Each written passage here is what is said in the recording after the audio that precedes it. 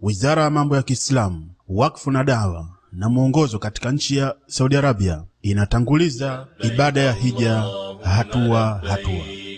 لبيك لا شريك لك لبيك إن الحمد والنعمة لك والملك لا شريك لك لبيك لبيك اللهم لبيك لبيك لا شريك لك لبيك إن الحمد والنعمة لك والملك لا شريك لك لبيك. وإذ بوأنا لإبراهيم مكان البيت ألا تشرك بي شيئا وطهر بيتي للطائفين والقائمين والركع السجود وأذن في الناس بالحج يأتوك رجالا وعلى كل ضامر يأتين من كل فج عميق. Nyumba kongwe ya Mwenyezi Mungu ipo katika mji mtukufu wa Maka. Ni mahali panapopendwa na nyoyo za Waislamu popote walipo duniani. Nyuso na nyoyo zikiwa nyenyekevu na dhalili kwa Mwenyezi Mungu zinaelekea hapo mara 5 kwa siku. Waislamu wanakwenda kwenye nyumba hiyo wakitokea sehemu za mbali ili watimize ibada zao na ili wazunguke kando kando ya Al-Kaaba tukufu. Tangu kipenzi cha Mwenyezi Mungu Mtume Ibrahimu alipoijenga kwa kutekeleza amri ya Mola wake na ili waitikie wito wa Mwenyezi Mungu wa kuhiji nyumba kongwe, na ili Al-Kaaba iwe nyumba ya mwanzo waliwekewa watu wa muabudu Mwenyezi Mungu humo kwa itikadi safi isiyokuwa na imani batili na dhana potofu. Wakati Mwenyezi Mungu alipotaka jua la Uislamu lichomoze, alimtuma mjumbe wake na mtume wake wa mwisho Muhammad sallallahu alaihi wasallama. Mwenyezi Mungu amfikishie rehema na amani kwa kumpa ujumbe wa dini ya haki ili awatoe watu kutoka katika giza na kuwaweka katika mwanga, na ili awabainishie ujinga na upotevu waliokuwa nao, na ili awawekee wazi kuabudu kwa ukweli na kwamba Mwenyezi Mungu mtukufu ameumba binadamu na majini ili wamwabudu yeye tu pekee asiyekuwa na mshirika. سمع الله لمن حمده ربنا ولك الحمد. Nguzo za Uislamu. Imethibiti kunukuliwa kwa mtume Mwenyezi Mungu amfikishie rehma na amani akisema kuwa Uislamu umejengwa juu ya mambo 5: kukiri kuwa hakuna mwenye haki ya kuabudiwa isipokuwa Mwenyezi Mungu tu, na kwamba Muhammad ni mjumbe wa Mwenyezi Mungu, na kusimamisha sala na kutoa zaka na kufunga Ramadhani na kuhiji nyumba tukufu ya Mwenyezi Mungu. Kwa hiyo hija ni nguzo miongoni mwa nguzo za Uislamu. Hauikamili Uislamu wa mtu mwenye uwezo na nyenzo ya kumfikisha Al-Kaaba mpaka ahiji. Hija ndiyo nguzo ya 5 katika nguzo za Uislamu, na nguzo hiyo ni ya wajibu kwa kila Muislamu. Muislamu baleghe mwenye akili timamu aliyehuru mara moja tu katika umri wake. Pale mtu atakapokuwa na uwezo wa kifedha na kiafya, wanafika katika ardhi tukufu mamilioni ya wanaohiji na wanaofanya umra ili kutekeleza faradhi, kufuatia maelekezo ya mtumishi wa misikiti miwili mitukufu kuhusu ulazima wa huduma bora kwa kila anayefika ili kutekeleza ibada hii. Nchi ya kifalme ya Saudi Arabia imezipa maelekezo wizara na taasisi zake zote ziwahudumie wageni wa Mwenyezi Mungu mwingi wa rehema kwa raha na usalama wao tangu wanapofika kwenye ardhi yake mpaka wanapoondoka na kurudi nchini kwao, wakipata hifadhi ya Mwenyezi Mungu mtukufu na halafu hifadhi ya uangalizi wa serikali ya nchi hii tukufu. Ndugu yangu, unaifanya hija na unaifanya umra, utaona kuwa kuna miradi mingi, mipango na huduma mbalimbali endelevu na za kisasa zilizoanzishwa na ambazo zimeandaliwa kwa ajili ya raha yako, usalama wako na utulivu wako. Kwa hiyo usisite ndugu yangu Muislamu mtukufu kuzitumia huduma hizi. Karibu mgeni mtukufu katika nchi ya misikiti miwili mitukufu, nchi ya kifalme ya Saudi Arabia. Aina za ibada ya hija. Hija ina aina tatu. Kila aina ina namna na mambo ya wajibu ambayo. Aina za ibada ya hija. Hija ina aina tatu. Kila aina ina namna na mambo ya wajibu ambayo ni wajibu kuyafanya ili hija iwe sahihi. Aina hizi za ibada ni hizi: tamattu, qiran, ifrad. Aina iliyo bora zaidi ni tamattu. Kwa mtu ambaye hakuchukua mnyama wa kuchinja, ndiyo aina ambayo Mtume wa uongofu Muhammad sallallahu alaihi wasallama, Mwenyezi Mungu amfikishie rehema na amani, aliwaamrisha sahaba wake waifanye. Tamattu ni mtu kutia nia ya kufanya umra katika miezi ya hija na kuhitimisha umra hiyo kwa kufanya tawafu, kufanya sa'i na kupunguza nywele, na anakuwa amekomboka. Katika siku ya mwezi 8 ya mfungo 3 ananuia kuingia katika ibada ya hija kutokea mahali alipo.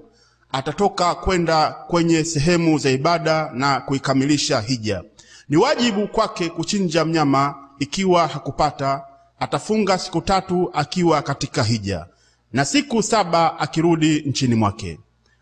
Ama kirani ni kunuia kufanya umra na hija kwa pamoja kwa vazi moja na kusema labbaika umratan wa hija, naitikia wito wako ewe Allah na natia nia ya kufanya umra na hija. Wakati akifika Maka, atatufu tawafu kudum na atafanya sa'i ya hija na ya umra. Ataendelea kubaki katika nia yake ya ibada bila ya kujivua. Halafu atatoka kwenda kwenye sehemu za ibada katika siku ya mwezi 8 ili akamilishe ibada zilizobaki na ambazo zimeundwa kutokana na ibada 2 ambazo ni umra na hija. Isipokuwa tu hatafanya sa'i kwa sababu ameshafanya sa'i wakati wa tawafu kudumu. Ni wajibu kwake kuchinja mnyama. Ikiwa hakupata, atafunga siku 3 akiwa katika hija na siku akirudi kwenye familia yake.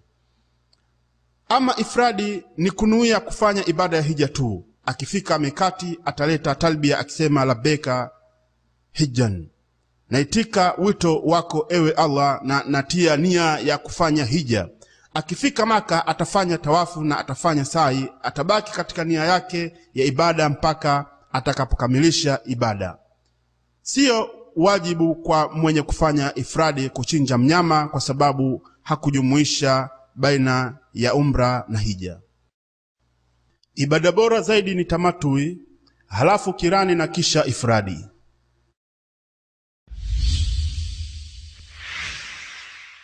Sehemu za kutiania. Islam, ukiwa na azma ya kusafiri kwenda Maka tukufu kwa ajili ya kutekeleza ibada za hija na umra, ni wajibu kwako kutiania kutokea mojawapo ya sehemu 5 ambazo Mtume Mwenyezi Mungu amfikishie rehema na amani ameziainisha. Sehemu hizo ni hizi: Dhul Hulaifa, hiyo ni sehemu ya kunuia ya watu wa Madina, hivi leo inaitwa Abyar Ali.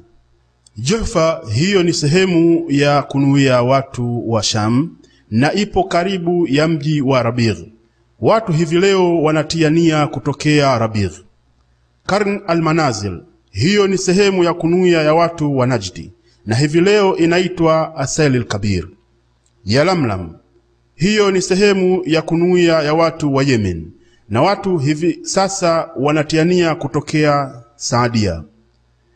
Dhat al-Irq, hiyo ni sehemu ya kunuia watu wa Iraki. Watu wa Maka wananuia kutokea hapo Maka kwa ajili ya hija. Ama kwa ajili ya umra, wanatakiwa wanuie kutokea Tanim au mahali popote nje ya mipaka ya eneo takatifu la Maka Haram. Hivyo hivyo watu wa Jidda watanuia kutokea Jidda. Lilo wajibu kwa kila anayepita katika sehemu hizi za kunuia mikati. Miongoni mwa wale wanaotaka kuhiji au kufanya umra ni kutia nia kutokea sehemu hizo. Atakayepitiliza sehemu hizo kwa makusudi bila ya kutia nia, inamlazimu kurudi na kutia nia hapo. Vinginevyo anawajibika kuchinja mnyama mbuzi atakayemchinja hapo Maka, na nyama yake kuigawa kwa maskini wa Maka. Ndugu yangu Muislamu, ukifika mikati kupitia nchi kavu kwa gari na mfano wake, oga na jipake manukato kama unavyojipaka wakati wa siku za kawaida. Halafu vaa nguo za ihram, shuka na rubega nyeupe safi. Mwanamke atavaa nguo atakazo bila ya kuonesha mapambo. Halafu nuia kuingia katika ibada ukisema labeka umratan. Naitika wito wako ewe Allah na natia nia ya kufanya umra. Ama ikiwa kufikia kwako ni kwa njia ya baharini au kwa njia ya anga, imezoeleka kwamba marubani wa ndege na makapteni wa meli wanawatangazia wasafiri kukaribia kupita katika mkabala wa mikati ili mahujaji wajiandae kuvaa nguo zao za ihram. Hakuna ubaya ikiwa anayehiji au kufanya umra atatoka nyumbani kwake katika nchi yake akiwa ameshavaa nguo ya ihram. Ataanza kuleta talbia akionesha kuwa ameingia katika ibada pale atakapojua kuwa meli au ndege inapita sehemu za mkabala wa mikati. Wanaume watasema talbia kwa sauti ya juu tofauti na wanawake. لبيك لا شريك لك لبيك إن الحمد والنعمة لك والملك لا شريك لك لبيك.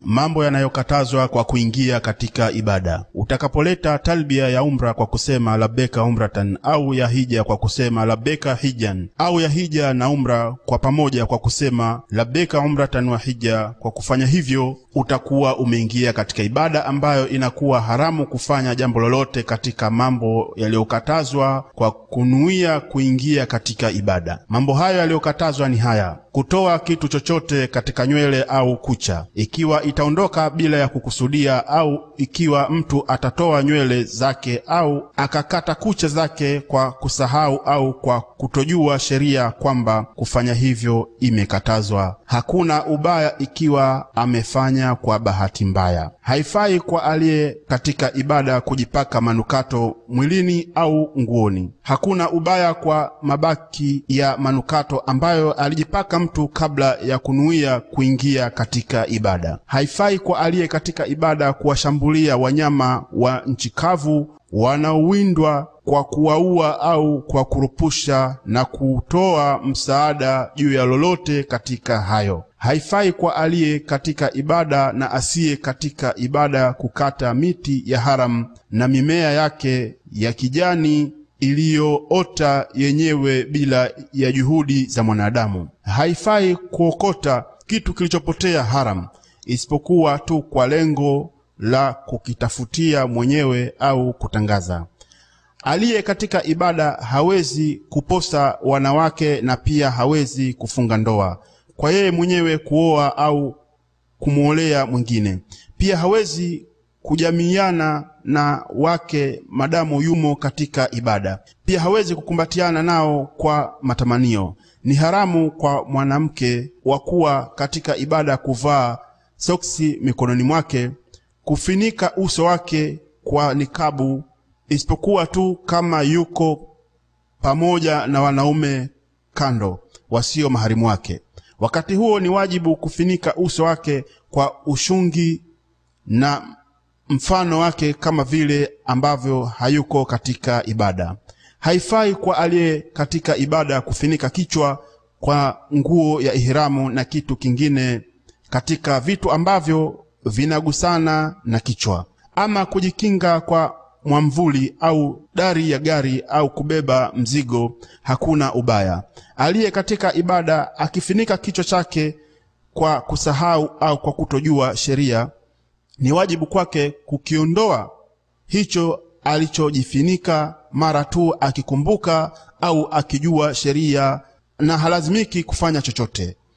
Haifai kwa wanaume kuvaa shati au kwa jumla kitu chochote kilichoshonwa kwa ajili ya mwili wote au baadhi yake, kama joho la kuogea, suruali, vilemba, viatu, isipokuwa tu mtu kama hakupata shuka atavaa suruali.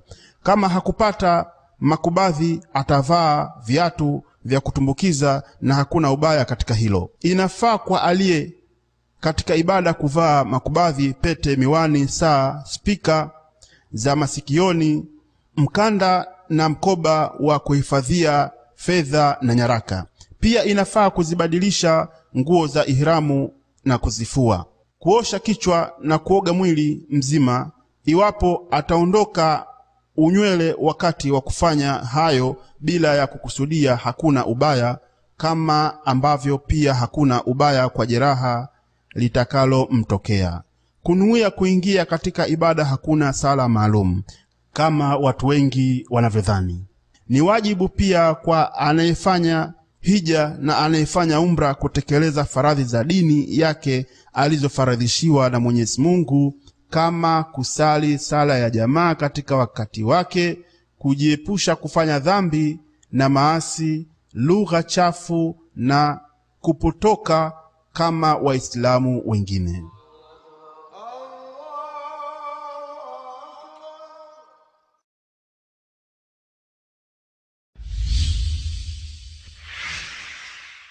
Namna ya kutufu.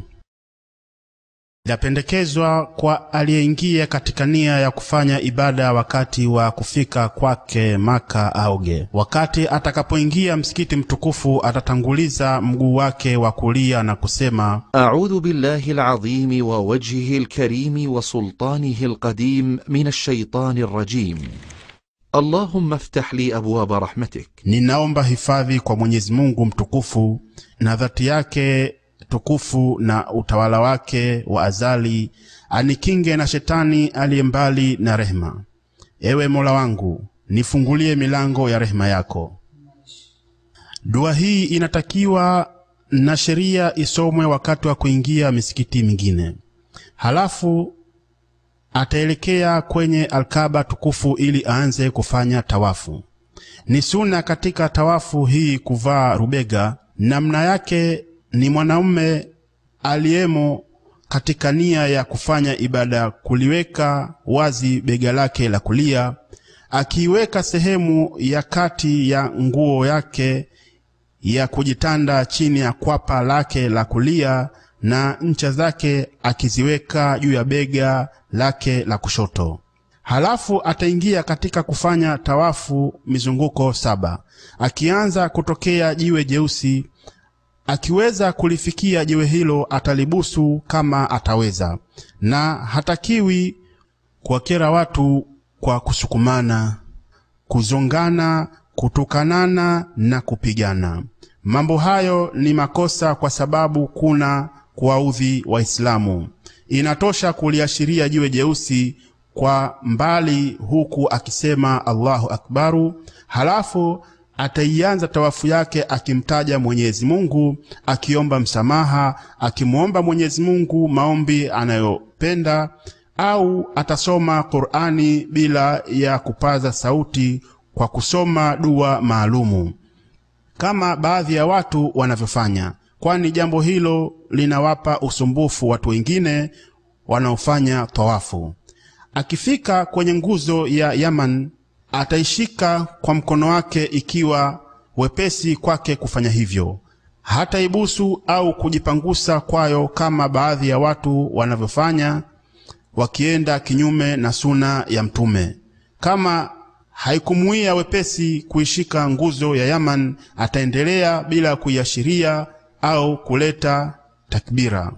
Ni katika suna kwa alhaji kusoma dua hii kati ya jiwe jeusi na kati ya nguzo ya Yaman. Rabbana atina fid dunya hasanatan wa fil akhirati hasanatan wa qina adhaban nar. Ewe Mola wetu, tupe mazuri duniani na mazuri akhera, na tukinge na adhabu ya moto. Kwa namna hii alhaji atakamilisha tawafu yake kama alivyoanza mizunguko 7, akianza kutokea jiwe jeusi kila mzunguko na akimalizia hapo. Ni sunna kwenda matiti katika mizunguko 3 ya mwanzo ya tawafu kudumu na tawafu ya mwanzo. Mizunguko 3 ya tawafu kudumu tu, tawafu ya mwanzo. Mwendo huo ni kutembea haraka haraka huku hatua zikiwa karibu karibu. Yapo makosa yanayofanywa na baadhi ya wanaohiji na wanaofanya umra wakati wa kufanya kwao tawafu. Miongoni mwa makosa hayo ni haya: kuingia ndani ya kikuta cha hijri wakati wa kutufu, wakiamini kuwa hii ni miongoni mwa tawafu. Ilivyo ni kwamba kutufu ndani ya kikuta cha hijri kunaifanya tawafu kuwa batili, kwa sababu kufanya hivyo kunaipunguza tawafu, na wakati huo mtu anakuwa amezunguka baadhi ya sehemu ya Al-Kaaba. Vile vile ni miongoni mwa makosa kuzishika nguzo zote za Al-Kaaba na pengine kuta zake, kujipangusa kwazo, mapazia yake, mlango wake na makamu Ibrahim. Yote hayo hayafai kwa sababu ni miongoni mwa uzushi ambao hauna msingi katika sheria, na Mtume wa Mwenyezi Mungu amfikishie rehema na amani hakuyafanya. Haifai kupaza sauti wakati wa kutufu, kwa sababu katika kufanya hivyo kuna kuwatatiza Waislamu. Miongoni mwa makosa yanayotokea wakati wa kutufu ni msukumano wa wanawake na wanaume, na hasa kwenye jiwe jeusi na kwenye makamu Ibrahim. Ni wajibu kuyaepuka hayo. Baada ya kumaliza kutufu, atafanya haraka kufinika bega lake la kulia baada ya kumaliza kutufu. Ni miongoni mwa sunna iliyosisitizwa kusali rakaa 2 nyuma ya makamu Ibrahim, ikiwa itamuia wepesi kufanya hivyo. Ikiwa haitamuia wepesi, atasali rakaa 2 hizo mahali popote ndani ya msikiti mtukufu. Katika rakaa ya kwanza atasoma sura ya Al-Fatiha kisha sura ya Al-Kafirun, na katika rakaa ya pili baada ya kusoma sura ya Al-Fatiha atasoma sura ya Ikhlas. Akisoma sura nyingine baada ya hizo hakuna ubaya katika hilo.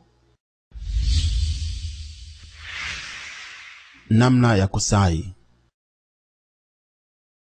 Baada ya kutufu atatoka kwenda Swafa ili afanye sai mizunguko 7.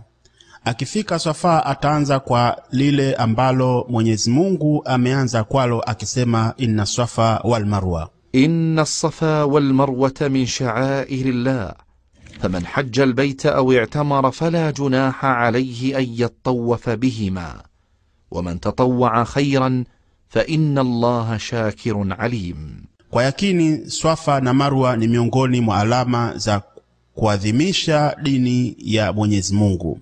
Yeyote anayehiji au kufanya umra hakuna ubaya kwake kutufu kuzizunguka sehemu hizo, na yeyote mwenye kujitolea kufanya kheri basi Mwenyezi Mungu ni mwenye kushukuru mjuzi.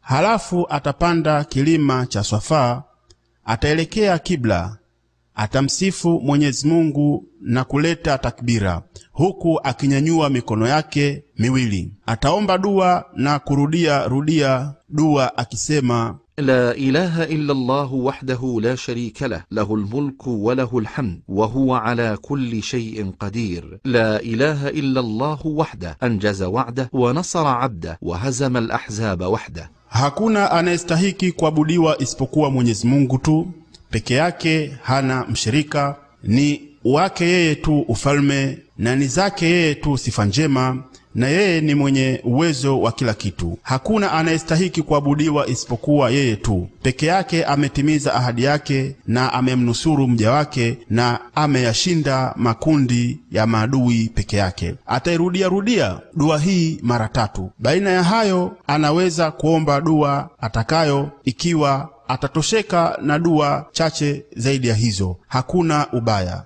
Hatakiwi kunyanyua mikono yake isipokuwa tu pale anapokuwa anaomba dua. Pia hatakiwi kutoa ishara kwa mikono yake wakati wa kuleta takbira, kwa sababu jambo hilo ni miongoni mwa makosa yaliyoenea kwa watu wengi wanaofanya hija na wanaofanya umra. Halafu atateremka kilima cha Swafa kuelekea Marwa akitembea kwa miguu. Ataomba dua atakayoweza kuomba, kujiombea yeye mwenyewe, familia yake na Waislamu kwa jumla. Akifika kwenye alama ya kijani, wanaume watatembea mwendo wa kimbia haraka sana, na wanawake hawahusiki katika kutembea mwendo huo wa haraka.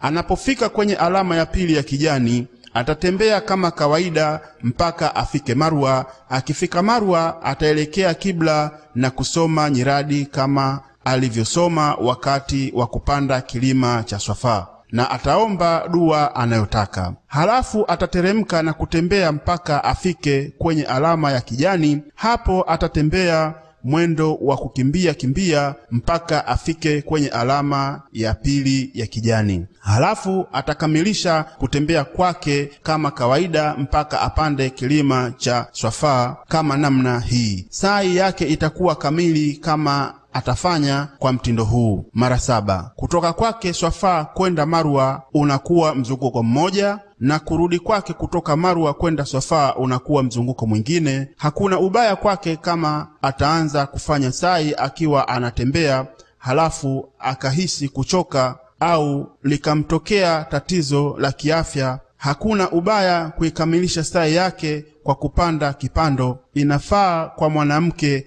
aliye katika hedhi au aliye katika damu ya uzazi kufanya sa'i na siyo tawafu, kwa sababu sehemu ya kufanyia sa'i siyo sehemu ya msikiti mtukufu. Miongoni mwa makosa yaliyowazi sana ni wanawake kutembea mwendo wa kimbia baina ya alama 2 za kijani. Baada ya kukamilisha sa'i, atapunguza nywele za kichwa chake ikiwa amefanya ibada ya tamattu. Ni lazima kupunguza nywele za kichwa chote. Mwanamke atapunguza nywele zake kwa kiasi cha tindi ya kidole, ambayo ni ncha ya kidole. Kwa kufanya hivi, mtu aliyefanya hija ya tamattu anakuwa amekamilisha umra yake, na wakati huo kila kitu kilichokuwa haramu kwa kuingia katika ibada kinakuwa halali kwake.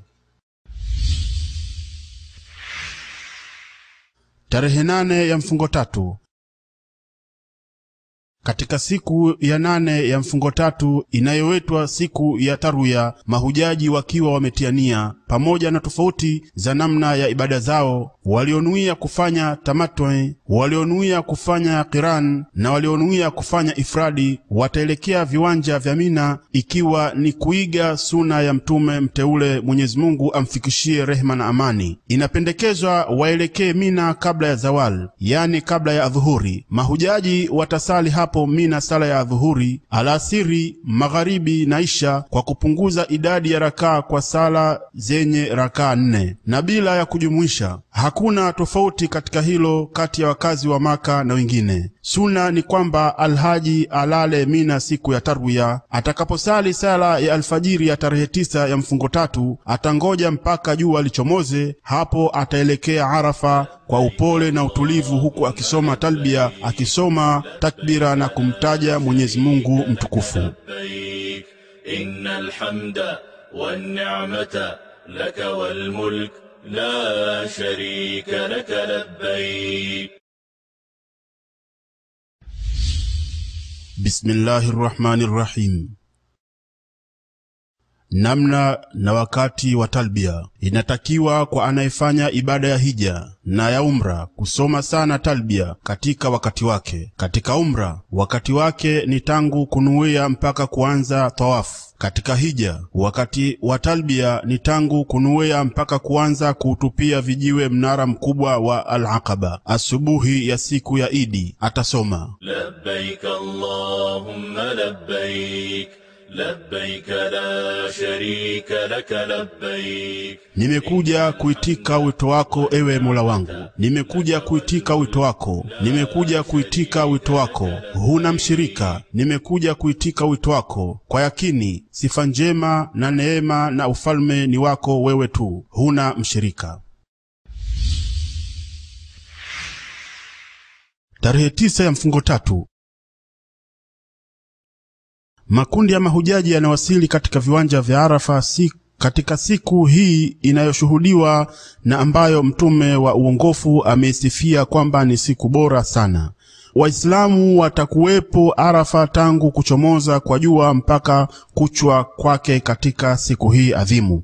Ni katika sunna alhaji kufika Masjidi Namira ikiwa hilo litakuwa jambo jepesi kwake. Vinginevyo inatakiwa ahakikishe kuwa anafikia sehemu iliyopo ndani ya mipaka ya Arafa. Kuna alama na mabango mengi yanayofafanua mipaka hiyo. Arafa yote ni sehemu ya kufikia. Ndugu yangu alhaji, fanya bidii ya kujishughulisha na kusoma talbia na kumtaja Allah katika siku hii.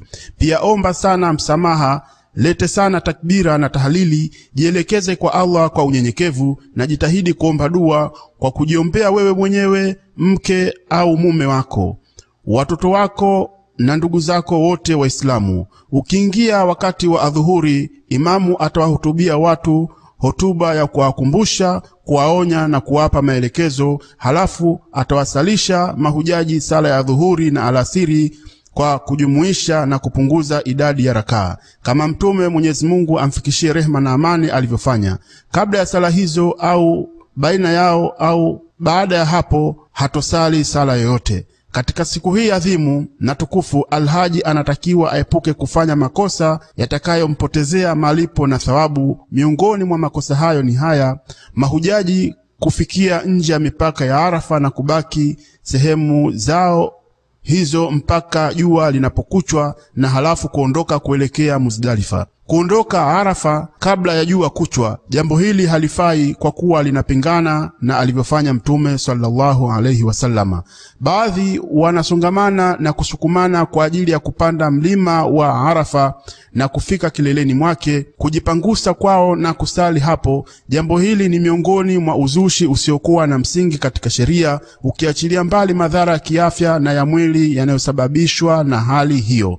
Kuelekea mlima wa Arafa wakati wa kuomba dua, sunna ni kuelekea kibla wakati wa kuomba dua. اللهم إني أعوذ بك من الكفر والفقر ومن عذاب القبر لا إله إلا أنت. اللهم أنت ربي لا إله إلا أنت. خلقتني وأنا عبدك وأنا على عهدك ووعدك ما استطعت. أعوذ بك من شر ما صنعت وأبوء لك بنعمتك علي وأبوء بذنبي فاغفر لي إنه لا يغفر الذنوب إلا أنت. ليس عليكم جناح أن تبتغوا فضلا من ربكم فإذا أفضتم من عرفات فاذكروا الله عند المشعر الحرام واذكروه كما هداكم وإن كنتم من قبله لمن الضالين. ثم أفيضوا من حيث أفاض الناس واستغفروا الله إن الله غفور رحيم. Muzdalifa. Baada ya jua la tarehe 9 ya mfungo 3 kuchwa, misafara ya mahujaji kwa baraka za Mwenyezi Mungu itaelekea Mash'arul Haram, Muzdalifa, ili mara tu wanapowasili waswali sala ya magharibi na isha kwa kujumuisha na kupunguza idadi ya rakaa kwa adhana moja na ikama 2. Pia walale hapo usiku huo wakimtaja Mwenyezi Mungu, wakimshukuru kwa fadhila zake na uhisani wake wa kuwawezesha kuhudhuria Arafa. Wakati mahujaji wakifika Muzdalifa, baadhi wanafanya makosa ambayo inabidi kuyahadharisha. Miongoni mwa makosa ya wazi sana ni kushughulika kwao kuokota vijiwe kabla ya kusali sala ya magharibi na isha, kwa kujumuisha na kupunguza wakati ambapo kusali ndiyo jambo bora zaidi. Baadhi kuwa na itikadi kwamba ni lazima kuokota vijiwe vya kutupia minara kutokea Muzdalifa. Hilo ni kosa ambalo halitakiwi kufanywa. Suna, kama tulivyosema, ni mahujaji kulala usiku wao huo hapo Muzdalifa mpaka wasali sala ya alfajiri.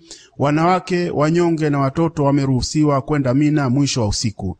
Alhaji akishasali alfajiri, inapendekezwa kwake kusimama Mash'ar al-Haram ambao ni mlima uliopo Muzdalifa, au atasimama mahali pengine popote Muzdalifa, ataelekea kibla na atamtaja sana Mwenyezi Mungu mtukufu, ataleta takbira na kuomba dua atakazoweza, halafu ataokota vijiwe vya kutupia minara, vijiwe 7 vikubwa vidogo zaidi ya punje ya dengu, ili kutupia mnara mkubwa wa Aqaba. Vijiwe vilivyobaki ataviokota Mina. Halafu ataendelea na safari yake kabla ya kuchomoza kwa jua kuelekea Mina, huku akileta talbia akiwa mnyenyekevu akimtaja sana Mwenyezi Mungu. Alhaji akifika Mina atafanya haraka kwenda kwenye mnara mkubwa wa Al-Aqaba. Huo ni mnara ulioko karibu na mji wa Maka. Akifika kwenye mnara huo wa Al-Aqaba ataacha kuleta talbia, halafu atautupia mnara huo vijiwe 7 mfululizo. Pamoja na kila kijiwe anachotupia ataleta takbira, halafu atachinja mnyama kama anawajibika kuchinja. Atakula katika nyama ya wanyama hao na pia atawagaia masikini. Halafu atanyoa au kupunguza nywele za kichwa chake.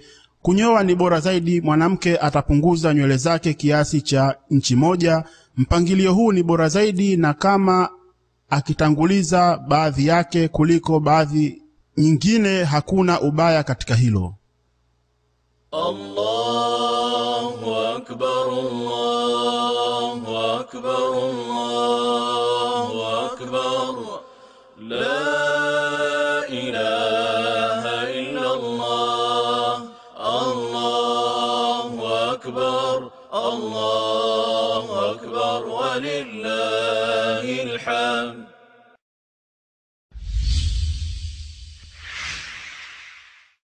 Tarehe 10 ya mfungo 3. Waislamu waliopo mashariki na magharibi ya dunia na mahujaji waliopo viwanja vya Mina kwa namna maalumu wanaipokea siku tukufu ya Idil Adha, wakifurahia neema ambazo Mwenyezi Mungu amewapa, na wakichinja wanyama wao kwa ajili ya kujiweka karibu na Mwenyezi Mungu. Katika mradi wa Saudi Arabia wa kufaidika na nyama za wanyama wanaochinjwa, mahujaji watapata msaada mkubwa kwao wa kuitekeleza ibada hii. Wakati wa kutupia minara, huwa inaonekana baadhi ya mahujaji wakifanya makosa. Katika makosa hayo tunataja haya: baadhi wanayo itikadi kwamba wanawatupia vijiwe mashetani. Kwa sababu hiyo wanatupa vijiwe hivyo kwa hasira zinazoambatana na kuwatukana mashetani hao. Utupaji vijiwe umewekwa na sheria kwa ajili tu ya kulitukuza jina la Mwenyezi Mungu. Kutupia minara kwa kutumia vijiwe vikubwa au kwa kutumia viatu na miti, huu ni uchupaji mpaka katika dini, jambo ambalo Mtume amelikataza. Kusukumana na kupigana kwenye minara kwa ajili ya kutupia vijiwe ni kosa kubwa. Jambo la wajibu kwa alhaji ni kuwa mpole kwa ndugu zake na kulenga kutupa kutokea mahali sahihi ndani ya hodhi, shimo. Sawa vijiwe hivyo viwe vimegusa mnara au havikugusa. Kutupa vijiwe vyote kwa mkupuo mmoja, katika hali hii itahesabiwa kwake kuwa ni kijiwe kimoja tu. Linalotakiwa kisheria ni kutupa kijiwe kimoja baada ya kingine na kuleta takbira pamoja na kila kijiwe. Tawaful Ifadha. Wakati alhaji anapotupia vijiwe mnara wa Al-Kaaba, akanyoa au kupunguza nywele za kichwa chake. Kwa kufanya hivyo anakuwa amekomboka ukombozi wa kwanza. Wakati huo anaweza kuvaa nguo zake na mambo yote yaliyokatazwa kwa kuingia katika ibada yanakuwa halali kwake, isipokuwa tu kukutana kimwili na mke au mume. Halafu alhaji atakwenda Maka ili akafanye tawaful ifadha. Hii ni nguzo ambayo hija haikamiliki isipokuwa tu kwa kuifanya. Baada yake atafanya sa'i ikiwa anafanya hija ya tamattu, au kama hakufanya sa'i wakati wa kufika Maka kwa yule ambaye anafanya hija ya qiran au ifradi, hapo atalazimika kufanya sa'i. Inafaa kuahirisha tawafu ifadha mpaka baada ya siku za Mina na kwenda Maka baada ya kumaliza kutupia minara. Siku za tashriki. Baada ya alhaji kumaliza tawafu ifadha, siku ya Idi yanakuwa halali kwake yale yote yaliyokatazwa kwa kuingia katika ibada, hata wanawake. Halafu atarejea Mina ili alale hapo siku 3 za tashriki, usiku wa tarehe 11, 12 na 13, au atalala siku 2 kwa anayetaka kufanya haraka, ikiwa ni kufuata kauli ya Mwenyezi Mungu mtukufu isemayo kuwa واذكروا الله في أيام معدودات فمن تعجل في يومين فلا إثم عليه ومن تأخر فلا إثم عليه لمن اتقى.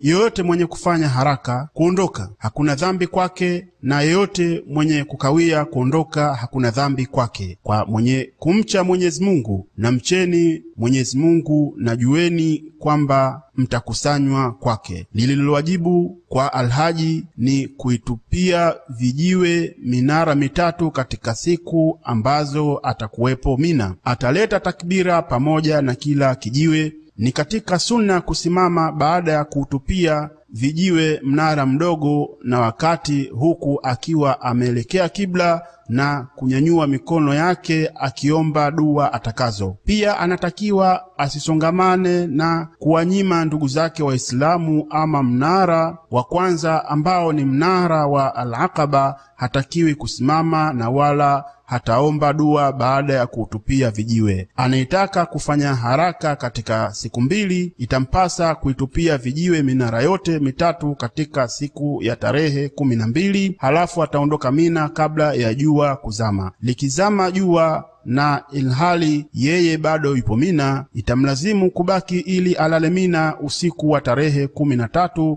na kutupa vijiwe katika siku hiyo ya tarehe 13, madamu hakujiandaa kufanya haraka na kutoka, na haitamlazimu kulala Mina. Tawafu ya kuaga. Safari itatupeleka mara nyingine Maka ili kufanya tawafu ya kuizunguka nyumba kongwe. Baada ya kuwa safari inakaribia kufika ukingoni na makundi ya mahujaji kufanya ibada zao kwa kutimiza nguzo zake, faradhi zake na wajibu wake, ili tawafu ya kuaga iwe jambo la mwisho kukutanishwa na Al-Kaaba, ikiwa ni kufuata agizo la Mtume, Mwenyezi Mungu amfikishie rehma na amani, aliyesema kuwa kamwe asiondoke mmoja wenu mpaka cha mwisho kukutana nacho iwe Al-Kaaba. Tawafu ya kuaga ni wajibu wa mwisho wa hija ambao unamlazimu alhaji kufanya muda mfupi tu kabla ya kusafiri. Akirudi nchini mwake hasameheki kufanya tawafu ya kuaga isipokuwa tu mwanamke aliye katika hedhi na aliye katika damu ya uzazi.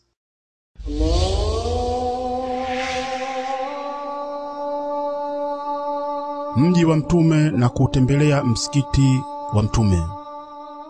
Tunafunga misafara kwenda kwenye mji wa Mtume ili kutembelea msikiti wa Mtume, ambao ni moja ya misikiti 3 ambayo misafara haitakiwi kufungwa isipokuwa tu kwenda kwenye misikiti hiyo, kama Mtume alivyosema kuwa misafara haitakiwi kufungwa isipokuwa tu kwenda kwenye misikiti 3: msikiti mtukufu wa Maka na msikiti wangu huu na msikiti wa Al-Aqsa. Pamoja na kwamba kuutembelea msikiti wa Mtume sio sharti na wala sio wajibu katika hija, bali hauna uhusiano wote na hija, ila ni kwamba inakubalika na sheria na inapendekezwa wakati wowote mwaka mzima, madamu mtu amewezeshwa na Mwenyezi Mungu na kurahisishiwa kufika katika nchi ya misikiti miwili mitukufu. Ni sunna kwake kwenda kwenye mji wa Mtume ili asali katika msikiti wa Mtume, ambao kusali humo kuna hesabiwa kuwa ni bora zaidi ya sala 1000 zinazosaliwa katika misikiti mingine isiyokuwa msikiti mtukufu wa Maka. Kusali sala moja katika msikiti mtukufu wa Maka kunahesabika kwa sala 100,000. Halafu atamsalia Mtume, Mwenyezi Mungu amfikishie rehema na amani. Ndugu yangu mgeni, ukifika kwenye msikiti wa Mtume, tanguliza mguu wako wa kulia wakati wa kuingia, litaje jina la Mwenyezi Mungu, muombe rehema na amani mtume wake, na muombe Mwenyezi Mungu akufungulie milango ya rehema zake. Nasema a'udhu billahi al-azim wa wajhihi al-karim wa sultanihi al-qadim min ash-shaytani ar-rajim.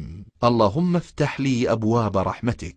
Ninaomba hifadhi kwa Mwenyezi Mungu mtukufu na dhati yake ya utukufu na utawala wake wa azali, anikinge na shetani aliyembali na rehema. Ewe Mola wangu, nifungulie milango ya rehema yako. Dua hii inatakiwa kusomwa wakati wa kuingia katika misikiti mingine. Baada ya kuingia kwako katika msikiti wa Mtume, fanya haraka kusali raka 2 zikiwa ni maamkizi ya msikiti. Itakuwa vizuri kama utasali katika sehemu ya Raudha. Ikishindikana, sali sehemu yoyote ndani ya msikiti wa Mtume. Halafu ndugu yangu mgeni, nenda kwenye kaburi la Mtume, simama mbele yake, ukielekea anza kumsalia Mtume kwa adabu na sauti ndogo ukisema: Assalamu alayka ayyuha nabiyyu wa rahmatullahi wa barakatuh. Allahumma atihi alwasilata walfadila wab'athhu almaqama almahmuda alladhi wa'adta. Allahumma ajzihi an ummatihi afdal aljazaa.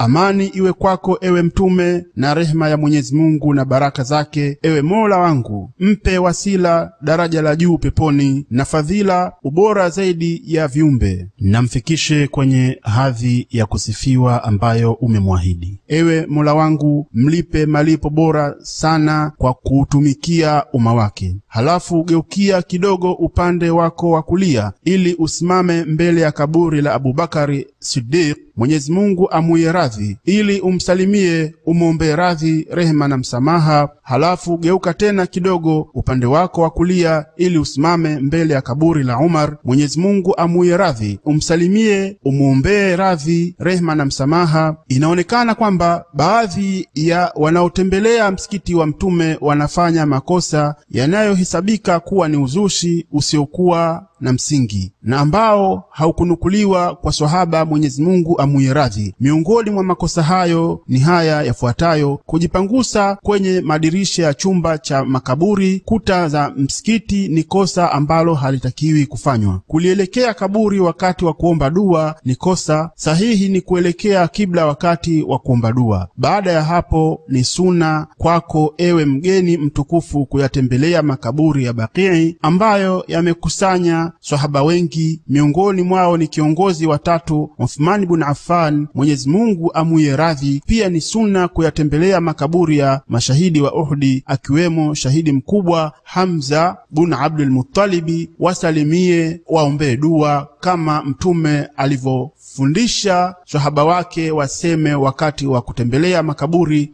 Assalamu alaykum ahla ad-diyari min al-mu'minin wal-muslimin wa inna insha Allahu bikum lahiqun. Nas'alullaha lana wa lakumul afiyah. Amani iwe kwenu enyi watu wa mji wa waumini na Waislamu, na sisi Mwenyezi Mungu akipenda tunakufuateni.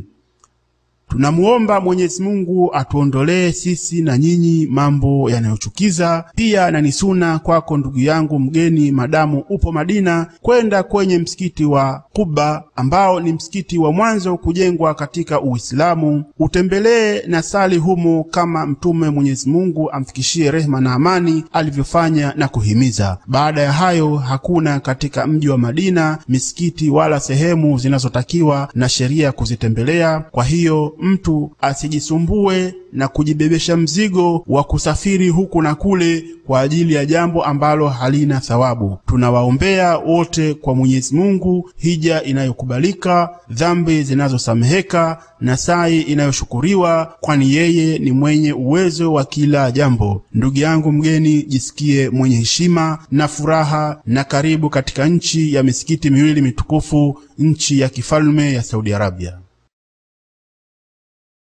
Karibu mgeni mtukufu katika nchi ya misikiti miwili mitukufu, nchi ya kifalme ya Saudi Arabia.